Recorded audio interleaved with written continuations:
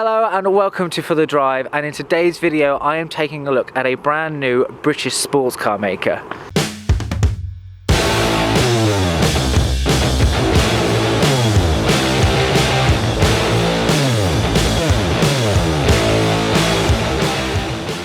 You guys are probably well aware of Ant Anstead from For The Love of Cars, as well as Wheeler Dealers. Maybe some of you didn't know that he has actually founded his own car manufacturer called Dowsetts Classic Cars. Their aim is to bring back some of the best styling from the 50s and 60s and combine it with the modern technology and obviously reliable drivetrains. So basically you're going to get the ultimate driver's package. No driver aids, that kind of thing, so it's literally you and the car and the open road. But I've been invited to take a look around their workshop, meet a couple of guys and find out a bit more about them. So let's head on in, take a look around.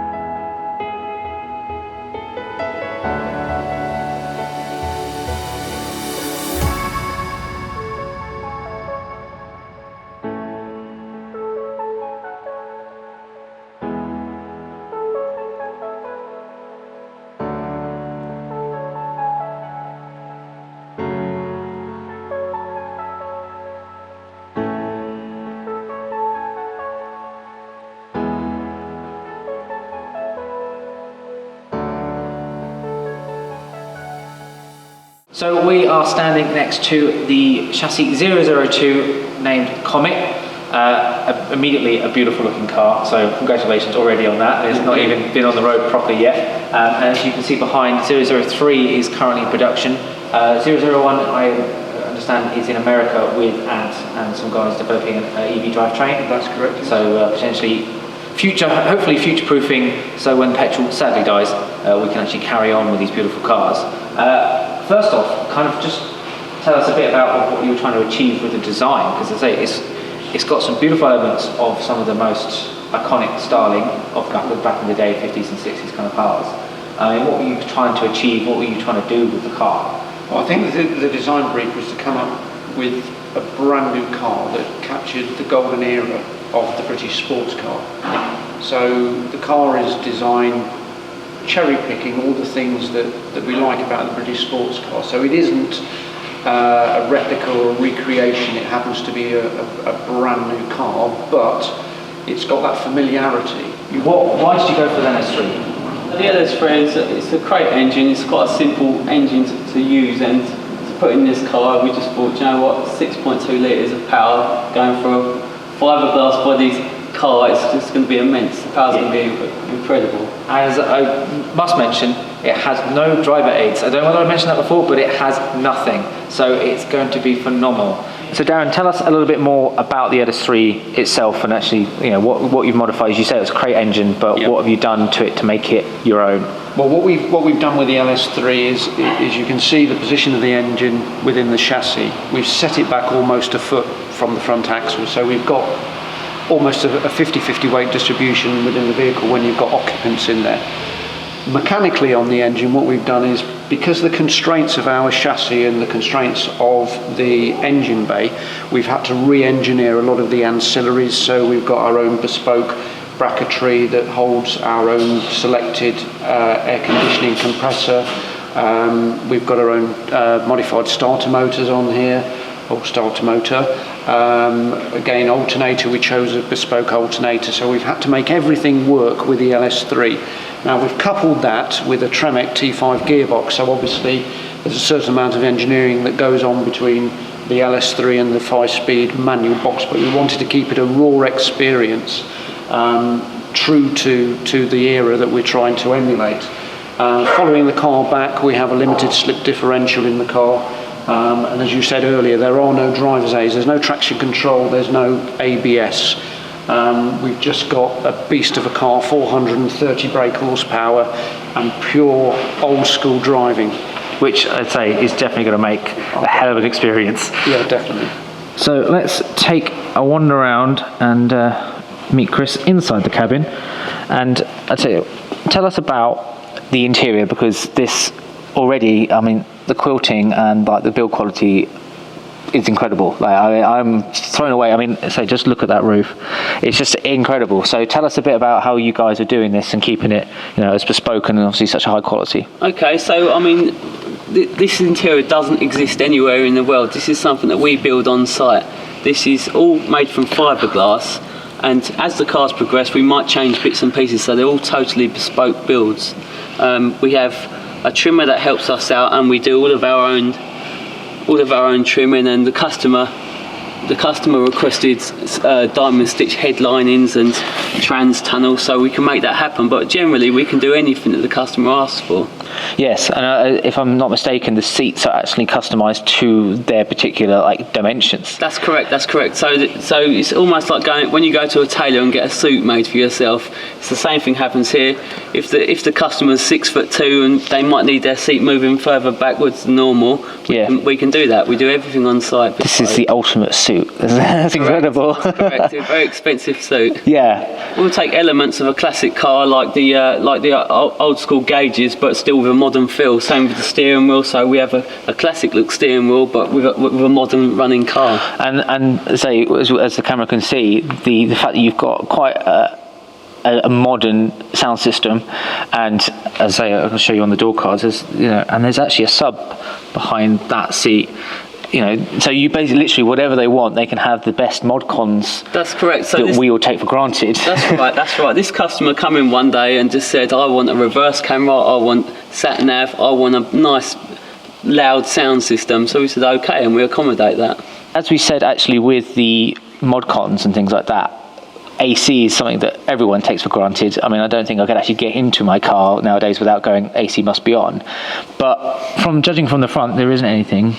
But something you guys pointed out to me only a few moments ago, that behind the seats, that entire AC box is actually mounted at the back. I mean, just that to me is almost like revolutionary. I mean, tell us how that, obviously the guy wanted it, I imagine. Well, when we was designing this car, because we moved the engine so far back, it limited space behind the dashboard. So of course, looking around for places where we could fit this unit, that was the perfect area to put it. Yeah. A two-seater sports car. As I say, normally that kind of area is dead space anyway. Exactly. Most people don't have a big boot. You know what? We're going to make use of it and give this guy his aircon and go from there. Excellent. So we've come round to the business end with those lovely quad pipes and the boot.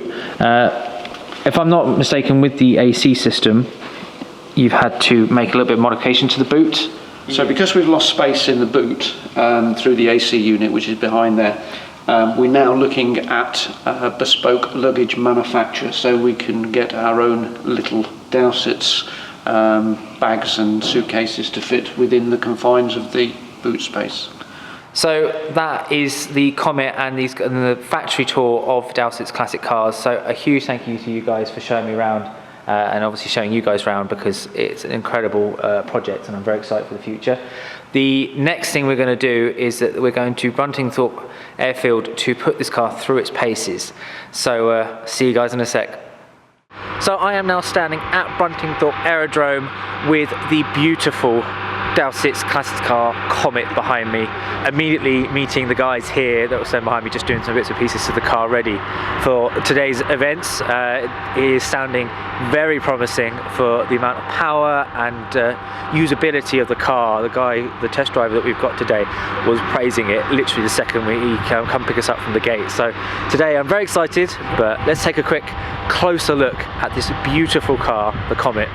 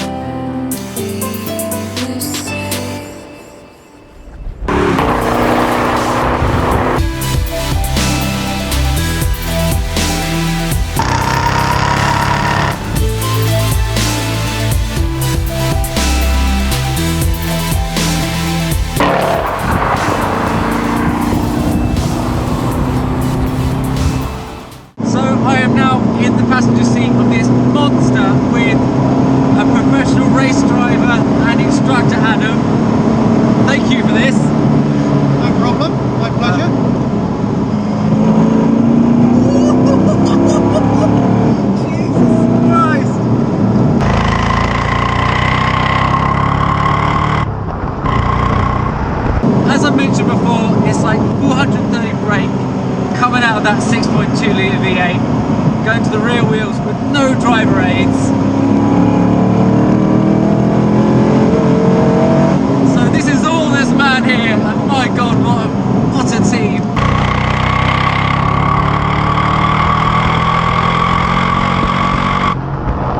But this car is phenomenal. We are doing 150. Oh my god. I mean, what, like from your perspective, what do you think? I mean, I'm just screaming like a little kid right now. I'll just look at the car now, we're 110 miles an hour, hands off, dead straight line, as if you're doing 40 miles an hour. You know, I don't even actually sort of taking your hands off the wheel, but you know what I mean? Yeah, yeah. It is so well planted, it's so well behaved, it doesn't try and bite you, it tells you what it's doing, and it just seems flawless, absolutely flawless. Whatever you throw at it, it seems to just soak it up. Yeah. And that's the true meaning of a good race car.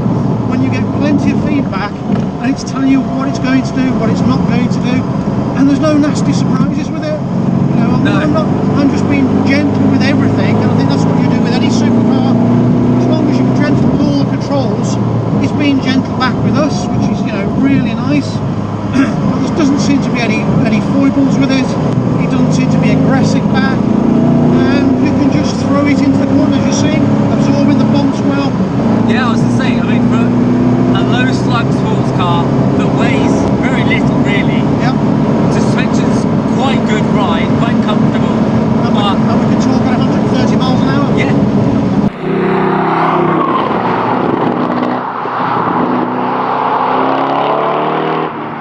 I've had nothing to do with the build, it's all down to Dowsetts. Yeah. They basically said, we don't want to say anything, we don't want to colour your judgment. No. Can you just get in it, drive it, and give us some genuine feedback? And the way of the handling, and the poise, and the way that the car actually delivers the power, it's like a boyhood dream. It really is. Consider how, like, you know, we're having a conversation and you're putting the car through some harsh cornering over 100 miles an hour. And it's just doing it. What a machine.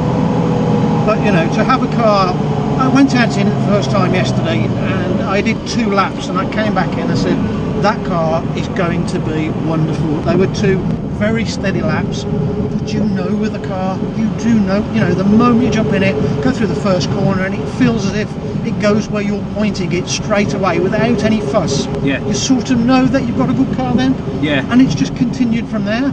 And we started off in the rain, it started to dry, go into damp, then it went into dry, and the car's just got better and better and better. But it's not going to just throw anybody straight off the road into a ditch. No. It really is, you know, a bit of a wolf in sheep's clothing until you open it up. Yeah, what a machine. Well, thank you very much No problem. for My showing me pleasure. what it can do. Anyway, Thank well you. done. Thank you. Can I buy one? So as we come to the end of the day, my god, what a fantastic machine. The roar of that V8, the handling capabilities of the car. I mean, just listen to this as it goes past. It's incredible. I really cannot praise Dowsetts enough for making such a fantastic handling British handmade bespoke sports car. But that is the end of the video. I really hope the guys are pleased with what they've done, because I really think they should. They should be proud, and I hope it does really well for them, and obviously they get many more orders, and we see a lot more of these appear on the roads. But that is the end of the video. Thank you very much for watching. Please like and subscribe. I'll see you guys later.